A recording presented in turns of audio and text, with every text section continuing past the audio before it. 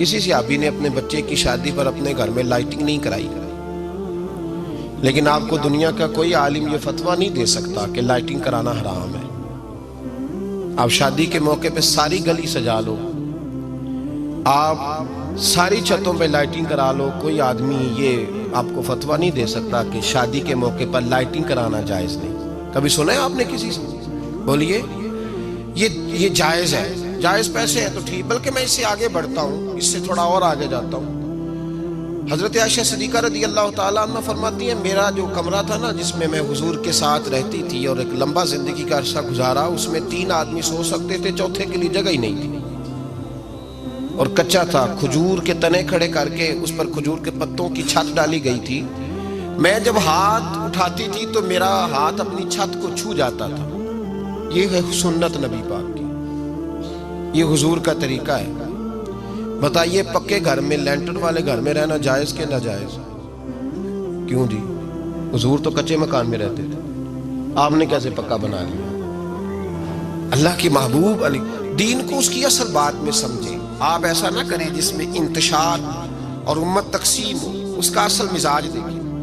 مہندی کے موقع پہ اگر کوئی آدمی 6 دیگے دال چاول کی پکاتا ہے تو منع نہیں، جائز پیسوں سے پکائے۔ انہیں لائٹنگ لگوائی، کوئی منع نہیں، سارے محلے کو کھانا کھلایا، کوئی منع نہیں، بلکہ نبی پاک نے فرمایا بہترین مسلمان ہی وہ ہے جو سلام پہلے لے اور روٹی زیادہ کھلائے، تو بہترین مسلمان ہے۔ ناجائز کیا ہے؟ ناجائز ہے شادی کے موقع پر بینڈ باجا بجانا، اس میں رقص کرنا، اس میں بھنگڑے ڈالنا، عورتوں مردوں کا اختلاط ہونا، عورتوں کی مووی بنانا، یہ چیزیں ناجائز ہیں۔ تو جو ناجائز ہے اس پہ پابندی لگائی جائے گی، جو جائز ہے اس کے بارے میں یہ کہا جائے گا کہ بھائی احتیاط کی جائے، سنت کی طرف دیکھا جائے تو بہتر یہی ہے۔ لیکن کوئی کسی آدمی کے پاس جائز پیسے ہوں، وہ 100 کنال کے گھر میں رہے، اگرچہ سنت یہ نہیں، اور یہ تو کوئی فتویٰ نہیں نہ دے سکتا کہ حرام ہے تیرا 100 کنال کے گھر میں رہنا، کہ ہے فتویٰ کہیں آپ نے سنا؟ تو ہمارے ہاں تکلیف کا معاملہ یہ ہے۔ دیکھیں میرے بھائی، کسی بھی صحابی نے، بڑے درد کے ساتھ بات کر رہا ہوں اور یہ میرا درد ہے، میں درد سے اپنے دل کو، اپنے ایمان کو حاضر ناظر کہہ کے بات کر رہا ہوں۔ امت بٹ جاتی ہے ہر موقع پہ یار، ہر جگہ ہی تقسیم ہو رہی ہے امت مسلمہ، ہر روز کچھ نہ کچھ فتوے ایسے مل جاتے ہیں جس میں دراڑیں پڑتی ہیں۔ کسی صحابی نے کسی مسجد کے اندر اشتہار چھپوا کے اعلان کرا کے درس قرآن کرایا ہے کبھی؟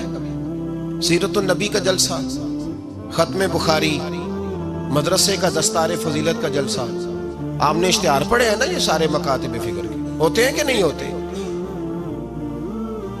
کسی صحابی نے اس طرح، وہ تو روز درس قرآن دیتے تھے، لیکن اس طرح اشتہار چھپوا کے، پوسٹر لگا کے، اور مصر سے کسی صحابی کو اسپیشل بلوا کے یا یمن سے بلوا کے مسجد کے اندر کبھی درس قرآن کے اجتماعات کرائے، سیرت النبی کے جلسے، ختم بخاری کے؟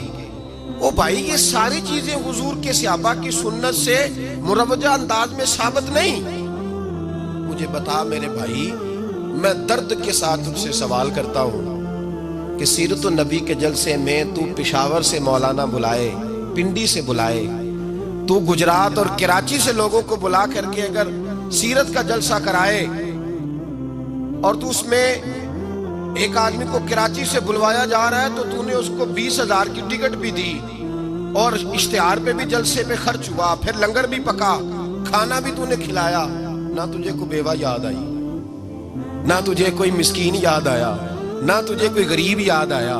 حالانکہ کہنا چاہیے تھا نا یہ جو ₹1,00,000 لگ رہا ہے کسی بیوہ کی خدمت کر دینی چاہیے، یتیم کو دے دینا چاہیے۔ درد کے ساتھ بات کر۔ سوال میرا یہ ہے کہ وہی کام جو سیرت کے جلسے میں ہوتے ہیں، پہلے تلاوت ہوتی ہے، پھر نعت ہوتی ہے، پھر کسی عالم کا بیان ہوتا ہے، وہی کام صرف نام بدل کے کیا جائے، عید میلاد النبی نام رکھا جائے صلی اللہ علیہ وسلم۔ یہ میں آپ کے ذہنوں پہ دستک دے رہا ہوں، تقریر نہیں کر رہا، صرف دستک دے رہا ہوں۔ او بھائی دیکھو، ایک آدمی وہی کام نام بدل کے کرے تو جائز ہے، اور اگر اس میں نبی پاک کے میلاد کا نام رکھ لیا جائے یا نعت کا نام رکھ لیا جائے تو پھر مجھے اجازت دے میں تجھ سے سوال کروں کہ صرف تجھے حضور کی تعریف پوری لگتی ہے؟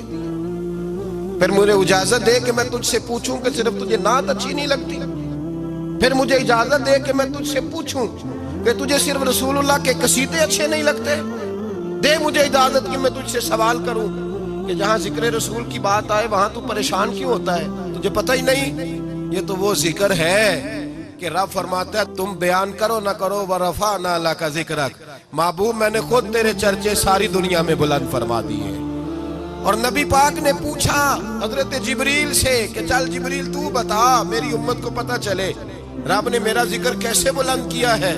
تو جناب جبریل کہنے لگے محبوبہ رب فرماتا ہے میرے نبی سے کہہ دے جہاں جہاں تیرے رب کا ذکر ہوگا وہاں وہاں تیرا بھی ذکر ہوتا رہے گا۔ یہ تو محتاج ہی نہیں کسی کا۔